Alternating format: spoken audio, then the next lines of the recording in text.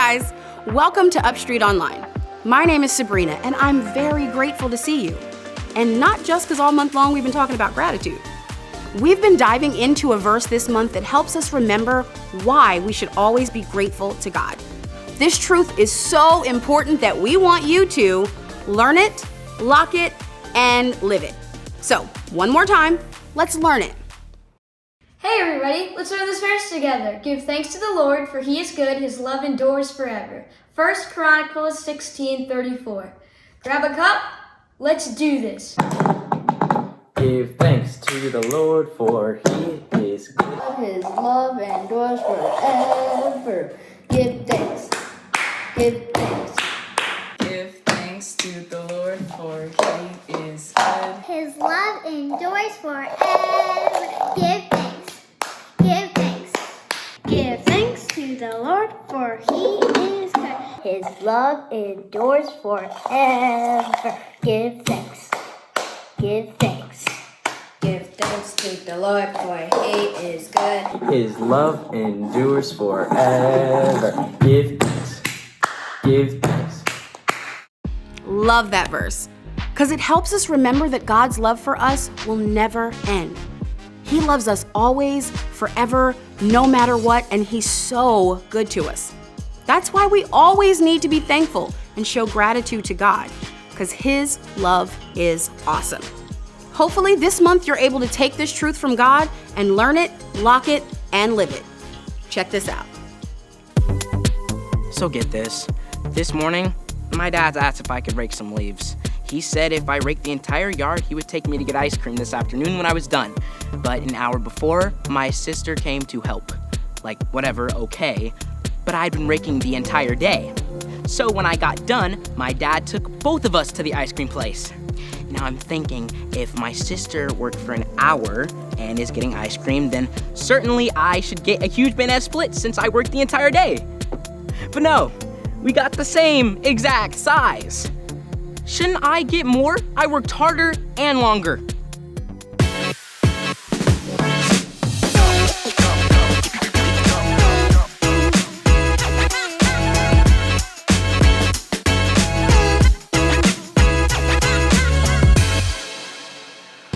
Ma'am, Lando, I get why you'd be upset. But listen, I wonder if you'll change your mind after I tell you this story that Jesus told. It definitely has some similarities to what you're going through, okay?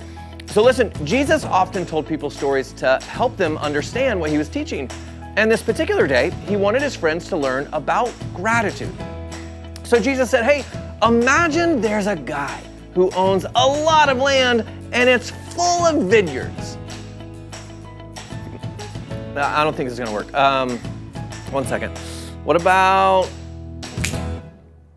yes, nice. Okay, this is gonna work. See, now you get it, the grapes. Okay, listen. So Jesus tells this story about a guy who owns all these vineyards, and a vineyard is just a farm full of grapes. And he went out really early in the morning into his town to find some people to work the vineyards. So he says to the people, hey, if you work all day long, I want to pay you for a full day's work. And let's say that's $10. And so these guys said, great, let's do it. And about mid-morning, the landowner decided though that he needed more help. So he went out again and he found more workers. But guess what? There still weren't enough workers. So the guy went out at lunchtime and found more workers. And then he went out about mid-afternoon and found more workers. And then, like an hour before the workday was over, he found more workers still. And he asked them to help in the vineyards. Well, the workday was finally over, and all these workers needed to be paid. So the landowner told his manager, hey, pay these workers, but I want you to start first with the people I hired last. So the people who had only worked for an hour, like that's not a lot of grapes, he gave them $10, like they'd been working all day. Man, that's like super generous of him, right? I mean, look at this basket compared to all the others. All right, if these guys get $10 after only working for an hour, I wonder what these guys down here who collected the most are gonna get. And that's exactly what these guys who'd been working all day thought.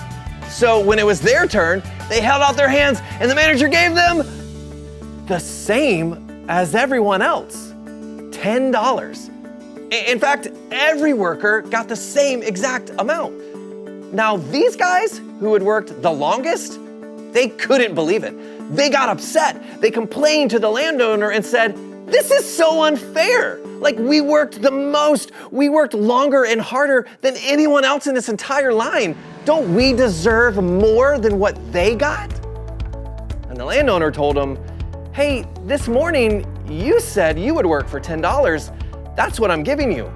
Why is that unfair? Are you upset because I'm generous and want to give everyone the same amount?" Okay, Jesus didn't want his friends to hear a story about workers in vineyards. He wanted them to hear about gratitude. The people who complained about the money they got, they weren't grateful. They didn't show any gratitude for the money they did get. They had a bad attitude.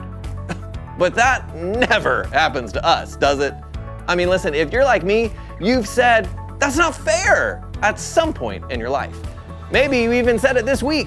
I mean, we say, "That's not fair," and complain when someone gets a bigger piece of cake than we did, or if their pizza slice has more pepperoni, or they got the new computer game before we did. When we think we don't get what we deserve, we're the ones crying, "That's not fair." When we have a bad attitude and think we deserve better or more, we're forgetting to be grateful for all the things we do have. Hey, it shouldn't matter to you that your brother's piece of cake was slightly bigger. You've got cake sitting in front of you. Like, that's something awesome to be grateful for. When you focus on your brother's cake, you're not enjoying your own cake. And that's sad because cake is delicious. We can kind of let a bad attitude spoil our gratitude, but you don't want to do that. Like, you can choose a bad attitude or you can choose gratitude, but you can't have both. We all want to show gratitude for the things people give us and do for us, so let's pray and ask God to help us be more grateful for all the things we get. God, you are so good to us all the time, and we are grateful for all the things that you've given us. So when we're tempted to complain or say that's not fair because we think we deserve better or more, help us to remember to be grateful for all that we have, because we know you love us and we know you're always giving us good things. We love you, God. Amen. So here's what happened. I got so upset that my sister got the same exact thing that I did that I just sat there and just got mad. And when I was getting mad, my ice cream melted. So I didn't really even get to enjoy the thing that my dad did get me, which is a total bummer. But lesson learned. I should have been more grateful that my dad got us ice cream at all. And I should be grateful that my dad loves me and my sister so much that he will reward us for our hard work. So here's what I got for you this week. This week, let's check ourselves. If we're upset about something someone got or got to do, let's just pause and see if we're being ungrateful for what we've been given too. No bad attitudes this week. Less of them. Okay, see you, friends.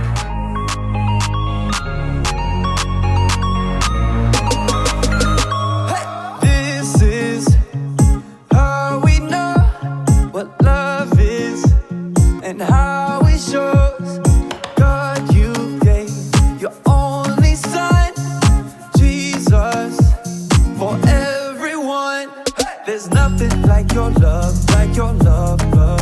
It's so amazing, so we're praising with our hands up. Yeah, there's nothing like your love, love. It's so amazing, so we're praising with our hands up. Because your love is powerful, so big and strong, I'll tell everyone. Your love is powerful, I'll sing and shout